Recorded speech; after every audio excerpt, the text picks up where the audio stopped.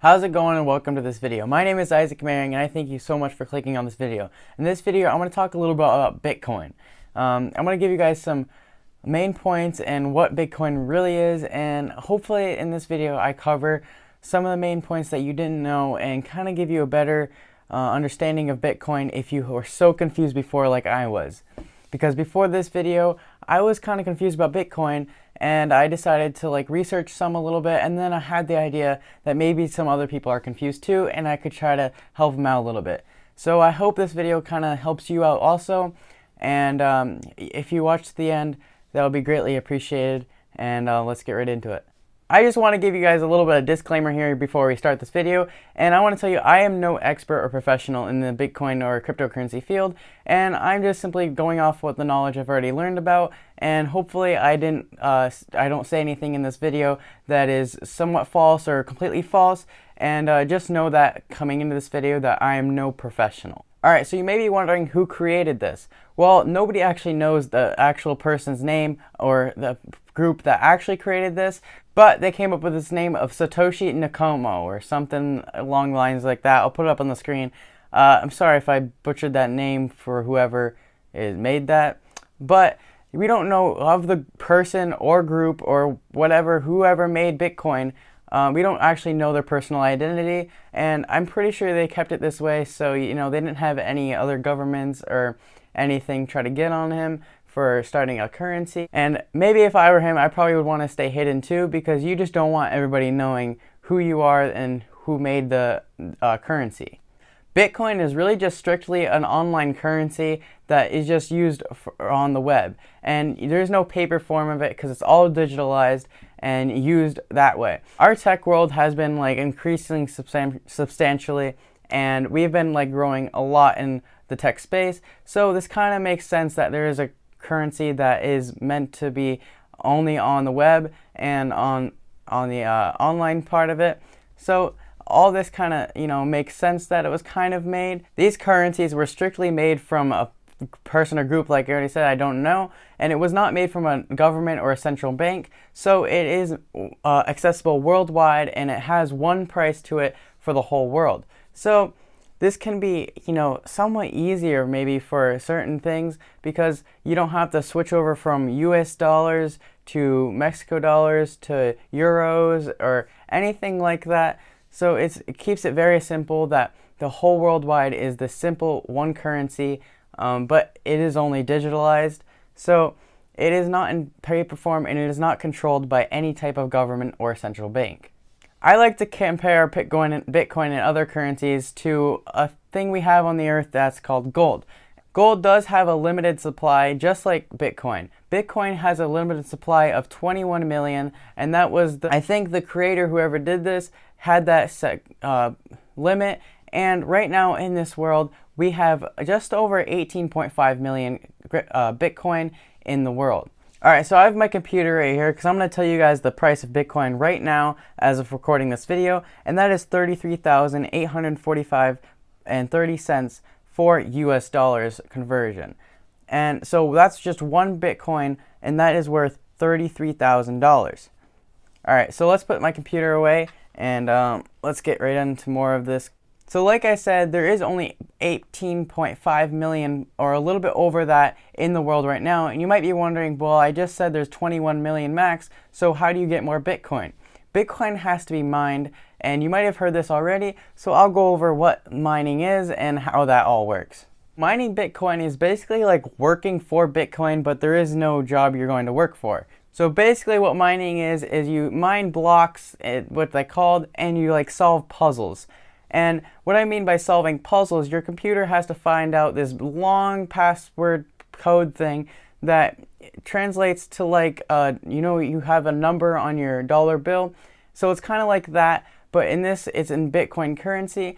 And what this is when someone has a transaction with Bitcoin, the mining, they make sure the transaction is completely real and there's not duplicates of that same number of that transaction. And whoever gets the first equal value or lower of the code wins the Bitcoin in return for the reward of making sure that transaction and working for the Bitcoin was all good. So just starting out, it was way easier to mine Bitcoin, and every 4 years, that the reward that you get when you mine Bitcoin gets sliced in half. So right now, at the time of recording in this year, we are at 6.25 Bitcoin for when you are rewarded if your computer solves that code. Alright, so the next way you can get Bitcoin other than mining is by subscribing to my channel. And while you're at it, make sure you hit the like button. And let's get right into the next one we have for you. But seriously, please do those things, and let's get right into the next one. So the other way that you can get Bitcoin is just by simply trading your currency for it, which is a form of buying it. So this is another way that I can kind of relate it to gold, is when you go out and buy gold, that gold will have its value. And you keep that gold, but it is in hand instead of in the online and in a different kind of currency. So Bitcoin is very similar to gold, but it is only transacted through the online space. And I'm gonna show you guys what the types of way you can store it. But it is very similar to gold in the way of when you buy it, you receive it, and it's now has that value, and that value can fluctuate. So just like gold, that value can fluctuate, and you might buy that gold at some point, and it could go down, or it could go really high up, and you could make a lot of money if you went and sold that gold. Just same like Bitcoin, if you traded your dollars for the Bitcoin and got the Bitcoin, if that skyrocketed, and if you sold your Bitcoin, you would then gain more money in return. Alright, so I'm going to give you guys the 4 main ways you can store Bitcoin. The first one is just on the online space. So this is the most unsafe way, but is also the easily accessible from you and any other hacker. So this is basically, you can just access this as long as you're on the internet from anywhere in the world. And this is not the safest way, and if you're really buying a lot of Bitcoin, I would probably tell you not to do that, because you might end up running to hackers who are really trying to hack people for Bitcoin and get really good.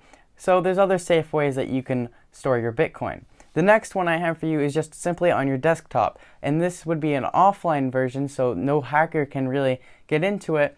The only issue is your desktop could be broken, or your desktop could also get infected with the malware, and you would lose all your codes for Bitcoin from Bitcoin. So the next way you can do it is by just printing out a piece of paper of your Bitcoin key on it.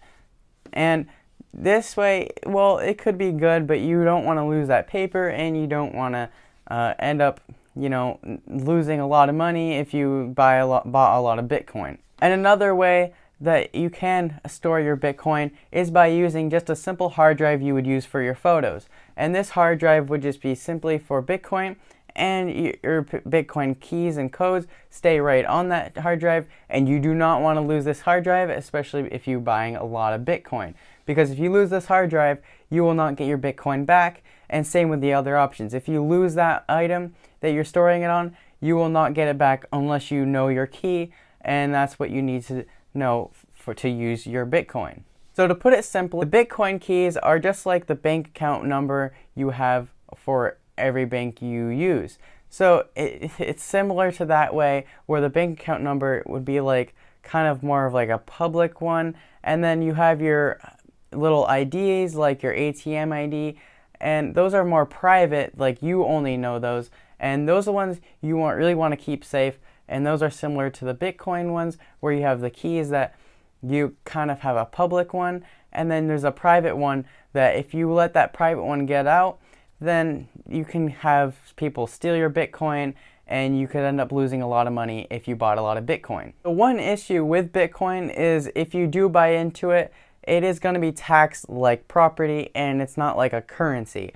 So in the way they're doing this is, in the US, they made it so it was taxed like property. So if you invest in it and you sell off and you get a lot of profit back from it, you are going to suffer from the capital gains tax, and that might hit you harder than you thought you were going to, and that's something you should know before you buy Bitcoin. And the other issue, it's not really like the stock market where you can try to get around paying those taxes with an IRA account, because you can't use an IRA account for buying Bitcoin and storing Bitcoin like that. It is really hard to keep away from taxes in the US, so just be mindful of that if you're going to buy Bitcoin.